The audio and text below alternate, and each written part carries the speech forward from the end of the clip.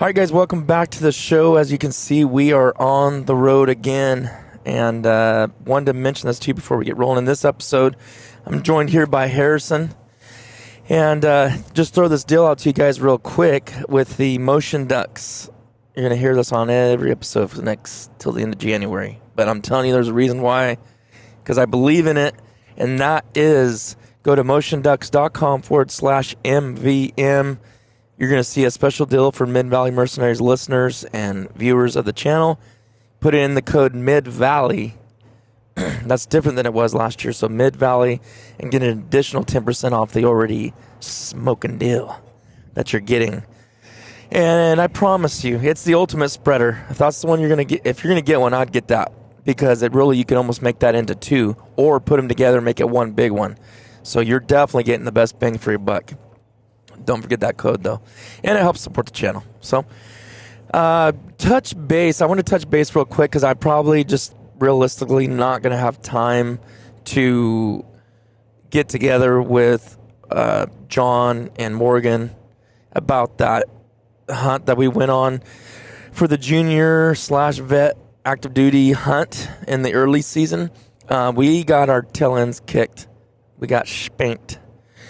And there actually probably won't be no videos. I might kind of clip that into some other hunts we do lay on the road, just the funny stuff maybe from that trip and some cool things, some retrieves. I mean, we did get some birds, but we definitely got our tail ends kicked. And I'll say that more so just because there wasn't birds there. I mean, we hunted a couple 100 miles. That's a little bit too much to say. Well, we went from, I would say we were within a 150-mile range of the river, and there just wasn't birds. I mean, there was a couple, but I mean nothing like I've seen in the past years. So, but we had a blast. We did really have fun. What made that trip a little bit annoying for me was the fact I forgot my whole duffel bag.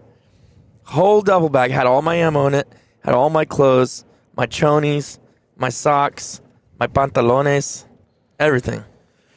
So I had to go, something I've never done before on an out-of-state trip. I had to go to Walmart and basically fill in with some all the goodies to get me through that 3-day trip. The colorful pack of Fruit of Loom. Yeah, the little they're like really sharp, like cut into your skin because they're so cheap. They have the material's terrible. Yeah, that, and I was wearing what's that material pattern? Flannel. Wearing a flannel. Kind of felt a little nostalgic, though. I ain't gonna lie. I was like, this is kind of not bad at all. Anyways, so you had to buy a cheap Walmart jacket. I think it was like $25. It worked good, though. So, yeah, but it was fun. We had a lot of laughs and a good time. So, anyways, we're going to move on. Like I said, Harrison here. I'm not going to blab about that trip too long. Just giving you guys an update. Because I ain't going to be able to do a recap on that with those guys. I just probably ain't going to take the time to do it, to be honest. But, so, you've listened to the first 2 episodes with Mr. Jim Muller. I have. Let's just get rolling into that. I've been wanting to talk about this with someone, and I know me and you have been preaching smaller shot size. I've been saying it for years. Mm-hmm. I mean, years and years, long before I even knew you. Been saying it forever. I don't know. I don't know. I hope people start to listen. You know, I mean, I guess it really doesn't matter to me. No, I mean, it don't. I'm going to shoot what I'm going to shoot, but I've been preaching it forever, and everyone, you know, is still against it because that's what the media's made it up to be. You know, which is what he talked about you know, in the show. But have you, as far as the feet per second, I'm not going to refer to lead. I'm just talking about to the pattern and how speed blows out your pattern. Speed doesn't kill. That's what we've always... One of the things, I don't know if you remember him saying this, but he said, we kill a sparrow or a bird, a blackbird, whatever, with a red rider that's going 365 feet per second. Right. Why do we think we're not going to be able to kill him with 1,200 feet per second with a shotgun shell? Right. And I never thought of it that way. But it's always just been propaganda. You know, you've seen certain shells come out where all they do is advertise the speed, and all they're 1,700 feet per second. Yeah. What in the world? But they're just advertising. I've never shot them. I've always believed in. You've known as long as I've told you I shoot the heaviest payload I can get, which is always the slowest. But it never affected me because I shot so much clay target just like he did. I grew up traveling the country shooting competition, and we're always shooting 1145, 1200, maybe 1250 foot a second. So that's why when I'm shooting like heavy metal out of my 20, 1 ounce, 1350, and my lead stays the same. You know, everything stayed the same, and I've been preaching it forever. Speed has never helped me. In fact, it hurts me. You know, like I said last year, I tried some shells that were a little faster, and it didn't work out so well. Mm-hmm. Yeah. Well, I don't think I've talked about this on the podcast, but absolutely phenomenal pattern. Oh, yeah. Did you see that? You sent me pictures of it while you were doing it. We were on the phone. We were on the phone while you were doing it. I should have left that in the video, dude. Me pacing. The video was recording. I forgot that it was recording. The phone around, dude, I was just walking around pacing. Dude, I can't believe this. And you're like, I told you. I've been saying. Like, we're literally just going back and forth with each other. It's funny. But, I mean, proof is in the pudding, right? Like, It's one thing to sit here and do the podcast with the guy, and that's why I end up respecting his opinion and his testing and his words and his knowledge more. I already did, because you could tell, what is he doing? Boy, I just love California drivers. You dude. Know that? Oh, here comes another one. Check Look this at this unit guy, out. dude. Unreal. But that's why you hear everything he says, you hear his experience, you hear his knowledge, you hear 30 years of testing 1 billion loads, 1 billion shells, 1 billion brands, and you're like, okay, that's great. I believe you. Well, he has no reason to lie. But then you go put his choke in your gun and you shoot it and you see it on paper, and then it's just another level of mind explosion. See, it's just funny to me because growing up shooting clay target competition, mainly trap, but I got into sporting clays and I shot skeet and everything. But I mean, that's all we do is talk about shot size, speed, brand, barrel diameter, barrel bore diameter. Like no one in the waterfowl industry talks about that. But like if you just come out with us to a shoot, dude, we're sitting on the tailgate talking. We're talking about bore diameters and restrictions. Like for me, listening to it, it's what I've been trying to preach forever. And what I've tried to say forever is because even like now, if someone asks me, like for all my competition guns, like, oh, what do you shoot? I said, I shoot a 25 thousandths. Well, what is that? And I said, well, it's an improved modified, but it depends on what bore it's in. Mm-hmm. I've tried saying it forever. When I order chokes from certain manufacturers, and Muller's one of them that sells them, like you said, they're designed to each bore, is I'm buying it for my bore diameter of my gun. I have chokes that'll thread into another gun, but they're not going to pattern the same and do nearly as well because they're not designed for that bore. Mm-hmm. But I don't know. It's just, I guess, growing up shooting clay targets. That's what's made you like that, yeah. Yeah, I've always thought about it, but in the waterfowl industry, if you grew up in the waterfowl industry, or you got into it without being exposed to anything else, all you know is, oh, I shoot a modified or a full. And dude, let's be real. Most duck hunters just go off of what they've seen when they hit a bird. True. Dude, I mean, if you take a guy, I know, but I'm too. It's proven. I've got it on video of myself. I can't deny it if I want to. Right? There's enough videos out there of me like, man, this pattern master, man, just smashes him and shorts the shot string, and because I'm just basing on what happened to that bird when I shot it. Right, but how tight, like you've said, and what we've never tested is, you can choke down a terrible pattern and make it hit something hard because you're choking it down so tight. Mm-hmm. But it's truly not patterning well. Right. In a 30-inch circle, counted, proper, clean, full pattern. See, and in clay target, we've always done this. Like I was telling you, I have a stand that holds a roll of paper, and we would shoot. Dude, I'm talking hundreds of shells at paper. Because a clay target is, 6 inches across, if that. It's the size of your fist. So it's so easy at 35, 40 yards for a clay target to slip through a pattern. I mean, imagine a duck. It's with its wings out. Oh, that's nice. What was I saying? the pattern shooting at the board yeah. hunters So themselves. if you think about a mallard when it's feet down, neck out, wings out, that's what it's probably close to 20 inches. Not saying you're going to hit vitals, but of touching. It's inside that, yeah. Right. It's probably like a 12 to 20 inch circle. Well, you take a clay target that's somewhere between 4 and 6 inches across, it slips through a pattern pretty easily. Right. So that's why we've always studied that. We've shot it at paper, not just how tight does it hold out to a certain distance, but how full is the pattern? What does the pattern look like? Which is so obvious, right? But yet, saying that, we still just go off of what... Right, but it's hard to deny it. Like, if you get out there and you're in the blind and you just absolutely smoke a bird, I mean, it's in your head at that point. Yeah. You're looking at it, you're like, how can you deny it? You just saw it just absolutely demolish a bird at 30 yards. Yeah. Yeah. It's on silent. Now it is. It wasn't. Yeah.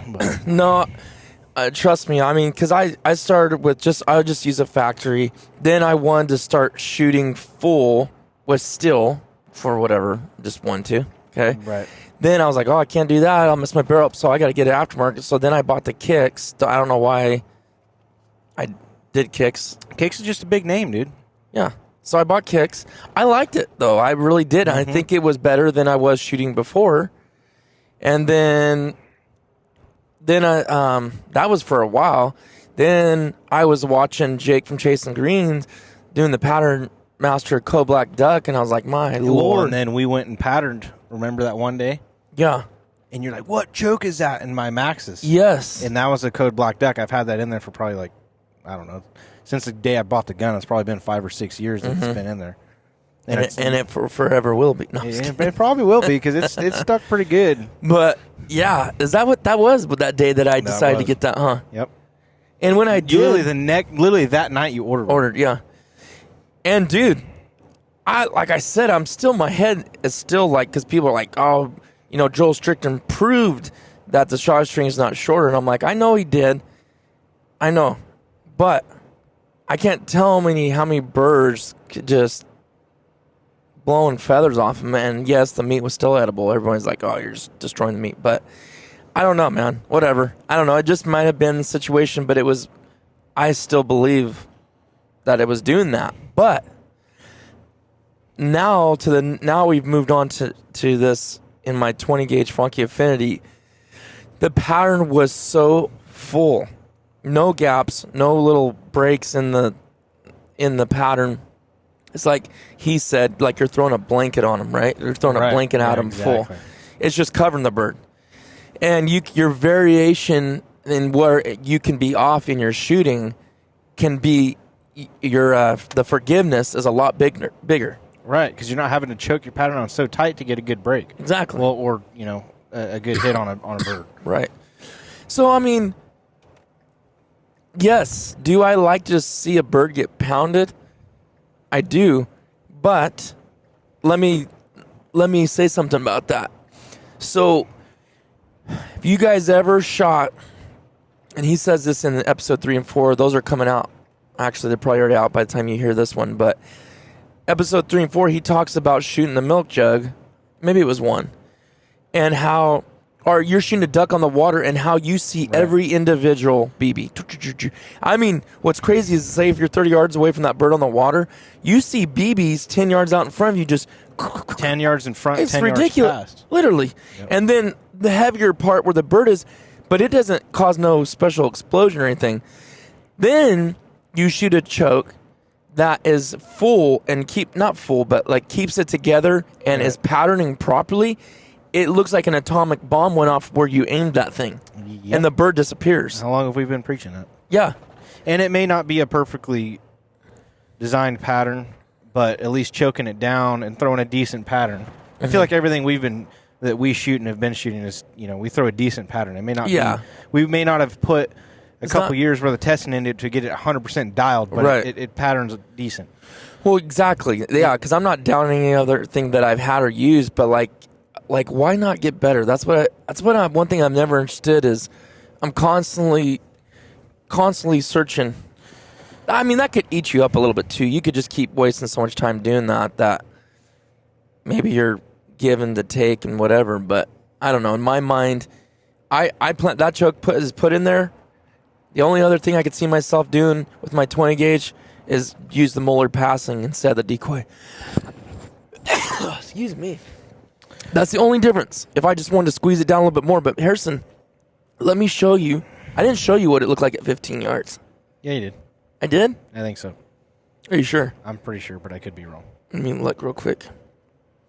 It's actually it's actually like mentally like, my goodness. But I hope I can. So if you pattern it at 30 yards, you pattern it at 30, right? Yeah. Well, no, I did. 25 and 35. Yeah. Okay, 35 yards. You saw how good the pattern looked. Yeah. When you go to shoot at a piece of paper at 35 yards and you look at it, how many times do you think you really shoot at a duck that far? Like it? No, you don't. People don't understand yardage. They say, 30 yards. Dude, that's a stretch. Like, is, dude. You stand there and look at that paper, you're like, I don't know if I really shoot at ducks that far, like ever. Like hardly ever. Every time I go pattern at 40 yards, if I do 40 yards, dude, you're like, there ain't no way I'm one like, baby's going to hit it. I rarely shoot that far. Like, I know it. Exactly. Like, I'm like, man, I don't shoot this. And I'm good at yardage, but, like, when you get one of those mallard targets and you put it in front of your face, it just really sets in. Yeah. Like, okay, wow. You know what? Maybe one out of every 15, 20 birds I shoot is that far. Maybe. Maybe, right. If that. Oh, did I erase that? I was wanting to show you how tight it's. I'll just tell you this: in the 10-inch circle, there ain't nothing outside of it. Right. I mean, that 15 yards is close, but what I'm saying is that's a decoy choke. We shoot. What if I was using the passing?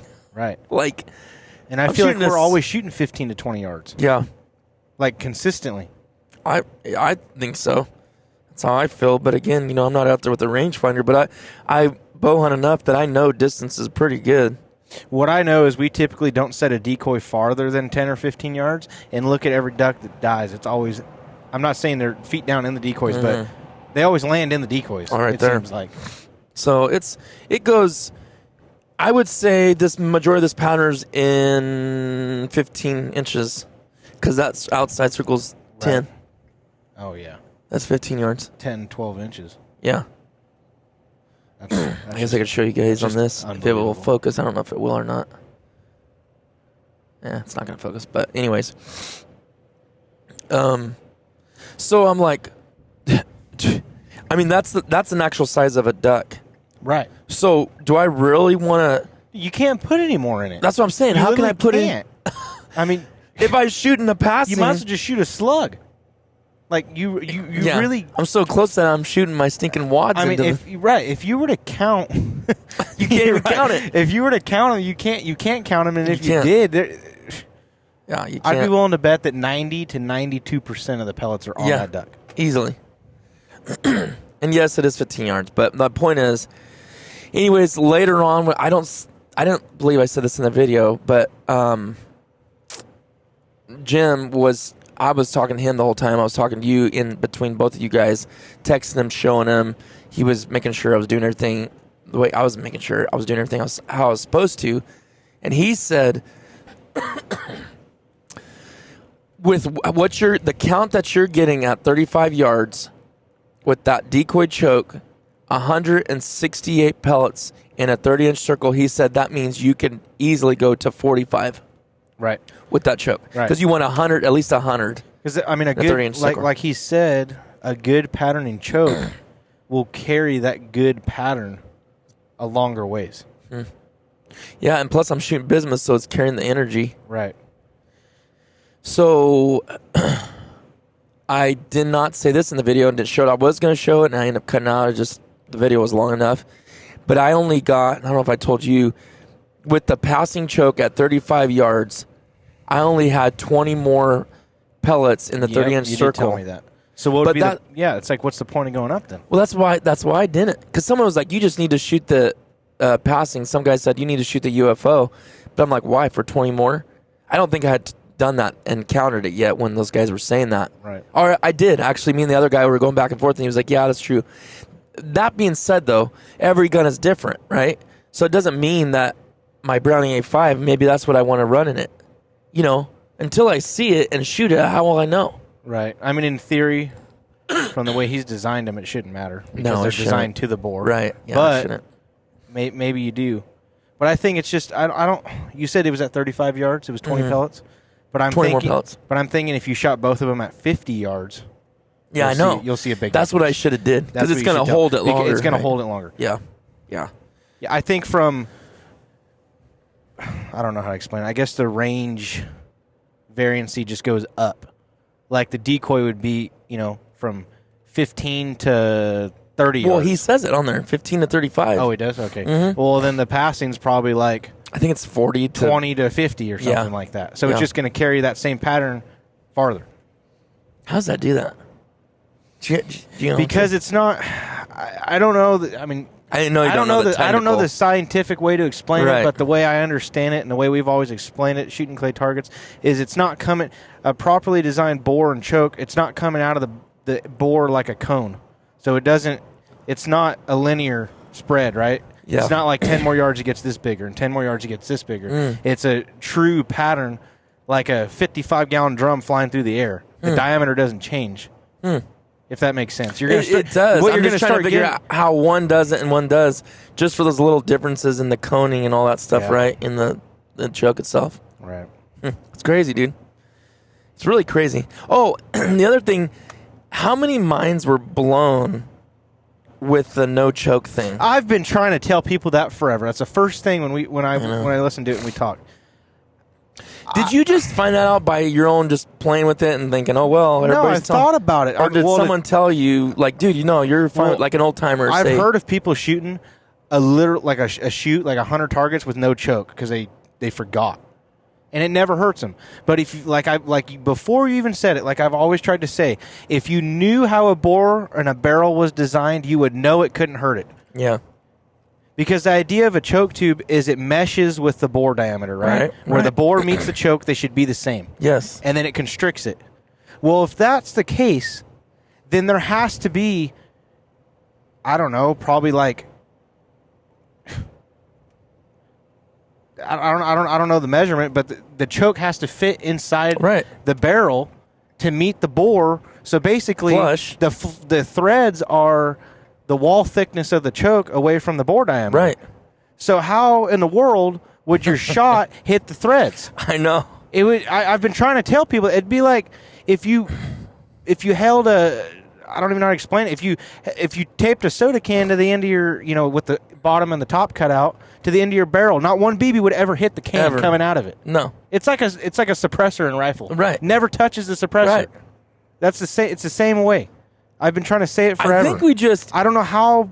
We don't understand. Yeah, how do we not understand? If you never really think about it, I understand it. You think, it's going to tear the threads up. But then when you start thinking about it, it's like he said, it's scientifically impossible. Yep. I've done it, dude. Like I've told you, I've been in instances, especially shooting sporting clays, where you get up to a real, so if I take, just long story short, if I'm shooting a trap gun on sporting clays, I don't have real open chokes. And you get to a spot on a 10-yard rabbit, and all I have is the most open choke I have is like a 20,000ths. You just pull the chokes out and shoot threads. And it's a cylinder.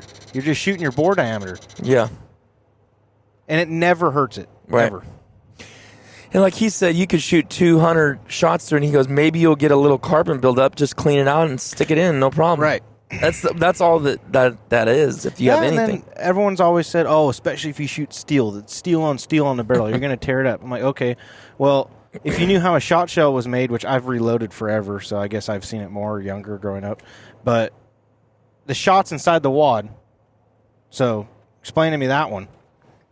I don't know how the steel shot would just be sliding down the barrel all the time.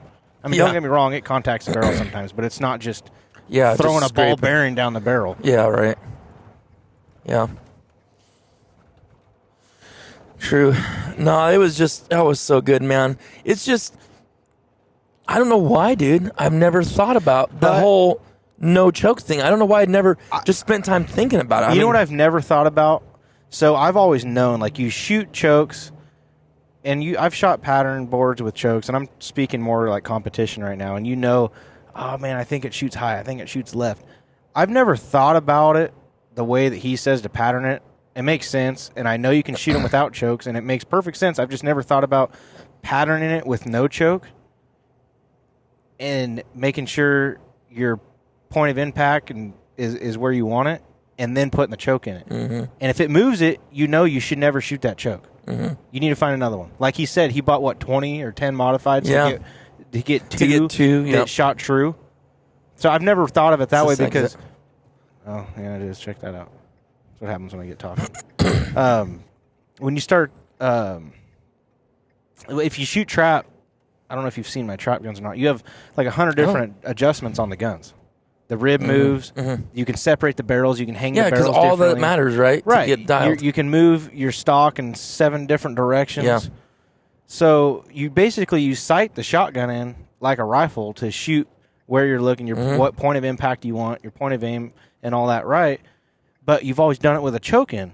So now, if you patterned it and you sighted it in, right? You patterned it and fitted the gun to you with this said 20 thousandths or modified choke, and then you go to this next station and you want to choke your pattern down and you put a 30 thousandths in it, it never even occurs to you that it may not be shooting true, that it may not be shooting in the right spot, you know? Right. So now that I've even thought about that, when I go to set up my sporting guns and everything, I'm going to shoot threads and just fit it that way. And then whatever I got to do to get the right chokes to fit it, which I do have some Muller sporting clays chokes that I've told you. I just don't have any waterfowl chokes. Which those didn't do good for you, though, right? This was a long time ago. Like when were those the feather lights? When the ceramic first came out, which actually a buddy of mine was sponsored by one of the biggest Muller distributors, I want to say. So he actually got some, and we were shooting them before they were on the market. And it didn't. And again, like I told you, I didn't pattern it. I never put it on paper, but all I knew is going from, like, I think it's I'm trying to remember, a U3, I think what they call them, and the sporting is considered a modified. So I went from a 20 thousandths of a different brand to that one, and I just was not hitting targets as hard. Now, that being said, like going back into this whole thing about bore diameter and blah, blah, blah, blah, blah, maybe it's because that choke that I was shooting before was really more like a 30 thousandths out of my gun. Right. So maybe I wasn't comparing apples to apples is what I'm getting at. Probably not. So that I would, I'm not saying they were bad. No, or I know. I guess I never gave them a fair run. I threw them in the gun. I shot it for like 100 targets, and I was like, I'm not hitting them as hard. And I just went back to my tried and true, what I knew, what I was creaming targets with, and I probably should have done some more digging on it.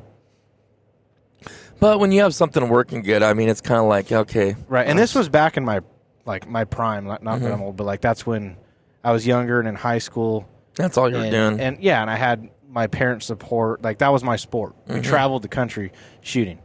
I had I had a job, but I didn't really have any true responsibilities to deal with. So that's like all I was doing, and I was very successful at it and was doing very well. So if you're doing really well with something, and then you get something you don't do so well, you're like, well, I ain't even going to bother with that. How much would you encourage, say, the young listeners on here, or anybody for that matter, to I always get that thing going off right here for some reason, because this way I come to work up that base a lot. Oh, gotcha. But how much would you encourage listeners to get into competitive shooting? Like, how much does that carry over to your duck hunting? Not even just the skills, but like, I sound like every other program trying to advertise, but it really teaches younger kids, and I'm talking from like 8 years old and up, like a lot more than just shooting. Not the skill of being a marksman, but just responsibility and attitude and all of that. And how to deal with yourself and how to deal with emotions, and commit to something and follow through with something. Yep, there he is. All of that. It's a huge thing. Yeah.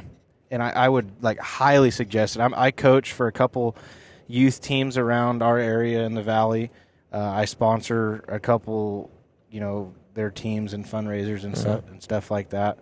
And it's great. And then getting into the actually becoming a better shooter, it's unbelievable when you learn a shotgun and learn the true I guess, fitment and the muscle memory of swinging a gun and looking at the target with both eyes and all that. It transfers over. If you take a kid and you take them shoot sporting clays all summer and then go to duck hunting, they're like, I'd almost bet everything I got they're going to kill a duck their first time out. Really? Yeah, it's just...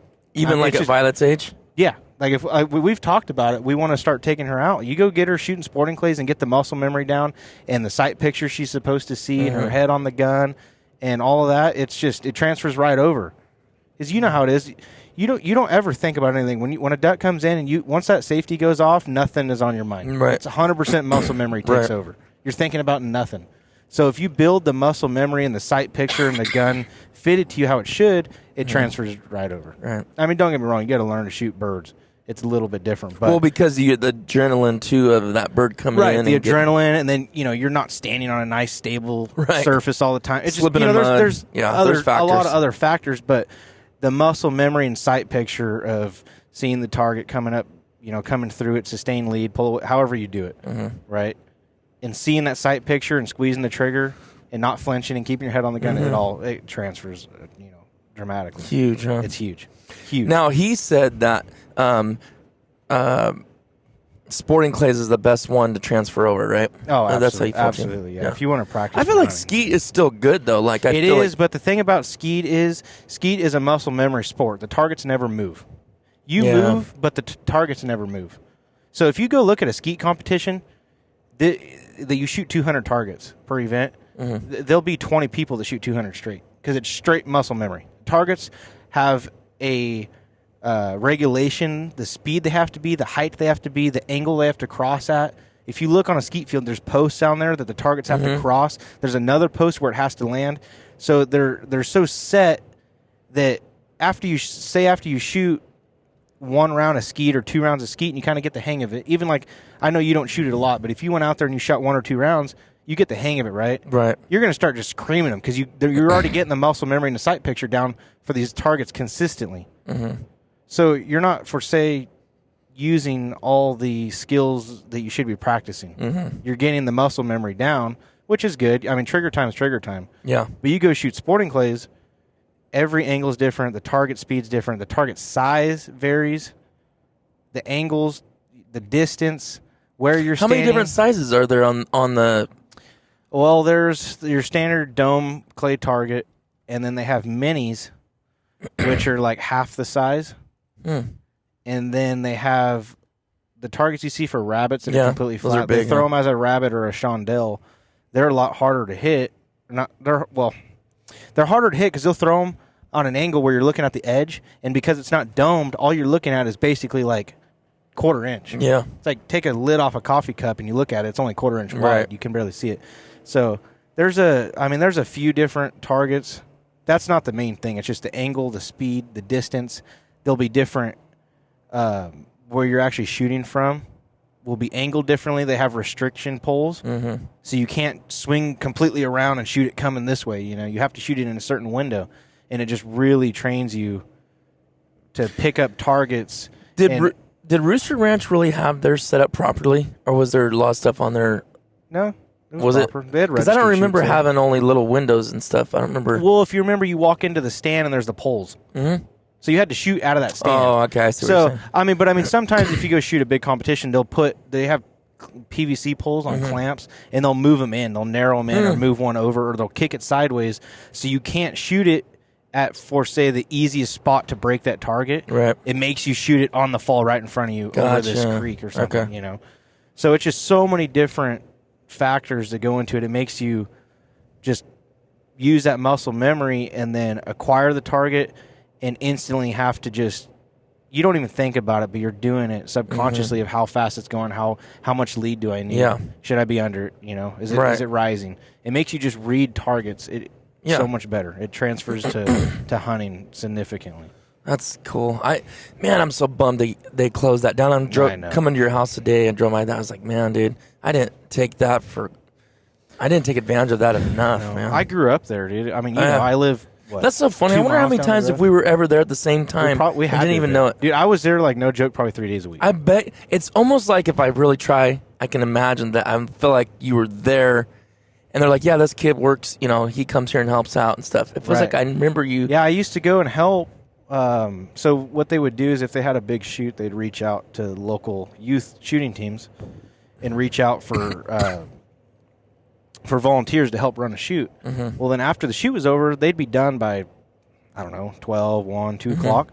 And then the owner would say, hey, because he knew I was really into clay targets and I shot competition, yeah, you can go shoot like, a round or 2 rounds, so 100 or 200 targets on us for helping us. And then I really got to know them, and then we were out there a lot. My dad and I were there every weekend, at least one day during the week. And that was just sporting clays, and I also shot trap on 2 other teams. Now I just work. Welcome to my world. Right. Welcome to adult. Well, you've been working like that for a long time, so for your age, for sure. But okay. Well, I think this was a good episode. I feel like we're talking about that stuff. I kind of wanted to touch bases on those episodes. Yeah, solid info. Some of the best info out there, honestly, because it's not just someone's opinion. Right. Everyone's got their own opinion. Everyone has the gun they like, the shell they like, the choke they like. This is true science and physics behind it. Now, there's no lying about it. It's just the way it is. Mm-hmm. Yeah, it's been proven. He's been doing it since '93. I mean, he was even doing it before that for himself and not publicly. And then, you guys heard the story if you listened to it. I can't push people to that enough. I just feel like I want to get that out to so many people, It's such a help. Yeah, the hard part is some people... when you've heard something and I shouldn't say lied to. That's a little dramatic, maybe. You've been brainwashed, really. Maybe brainwashed, maybe just lack of knowledge, right? Lack of knowledge, and people see just the propaganda. Say things because they hear it, and they don't even know the difference. Right. I don't think every ammo company is purposefully doing that. I mean, maybe they are, maybe they're not. Or maybe it was purposeful 20 years ago, but now they've sold, and now the people that are doing it now don't even know. Right, but how many times have you heard the saying, speed kills? Oh, everyone says it. Everyone says it. Speed kills. And I always tell them, beg to differ. That's it. That's all I say. Because I've always shot a slower shell. Like I just always have.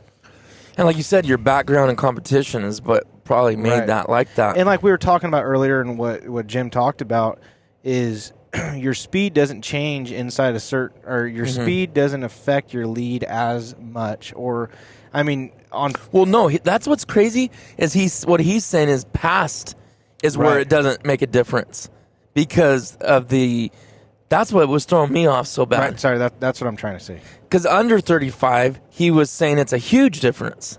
Right. And or 25. No, 25. Maybe it was 25. What I've been trying to tell everybody that. And I've been trying to say it forever because everyone will tell you, at 15 yards it doesn't make a difference. How many times have you heard someone say that? Oh, at 20 yards 100%. It don't make a difference. I say it all the time. It matters more than any time. And I've never done the scientific testing that he's done, but I'm telling you from experience, from shooting hundreds of thousands, I've had over 2 million rounds out of my barrel, our barrels, whatever. But what I'm trying to, what I was telling you earlier, what we were talking about, is I could stand on the 16-yard line, and you could load my gun and hand it to me, and I will tell you what shell's in that gun. From 1145 to 1200 and 1250.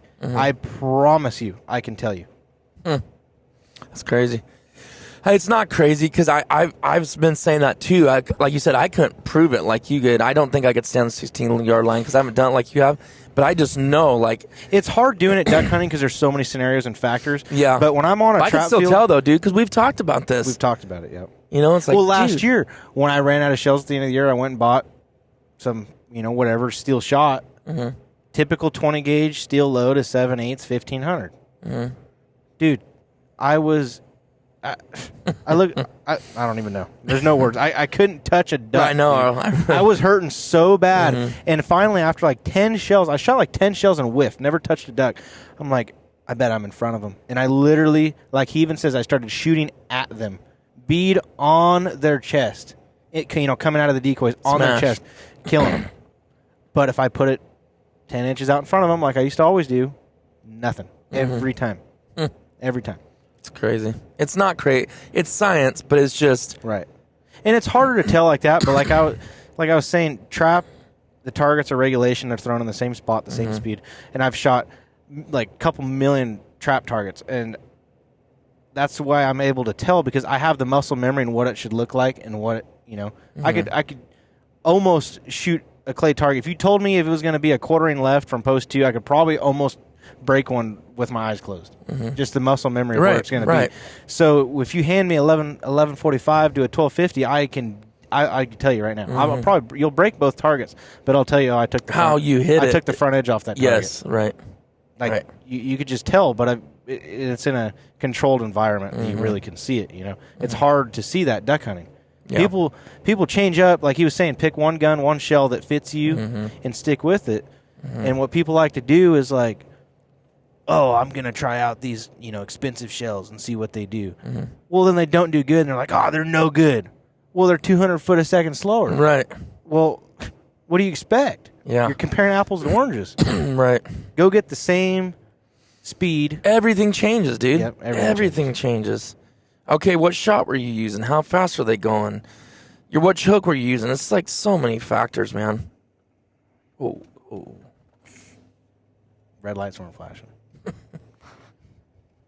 Well, he knew you were coming. Why did he try to throw that out? I don't know. He wanted you to sit there and get stuck behind him. Well, man, I'm trying to think of anything else we could touch on from that. I wanted to recap the junior vet hunt, then I wanted to recap this. I think we'll do another one on what we're about to do. So Stay tuned for that, and then we'll do recap of that. So I'm 2 to 3 out a week, and the reason I know that is because I'm already a couple weeks ahead right now. So I told you guys I'll be rolling. The only time that I ever start slowing down maybe is January, just because it's going crazy. But I'm gonna do my best this year to keep the January podcast rolling. Then I ain't gonna lie to you. After that, it's probably gonna be about 2 a month for a couple months. Take a little breather, but working hard, having fun, lots of trips planned, lots of things planned.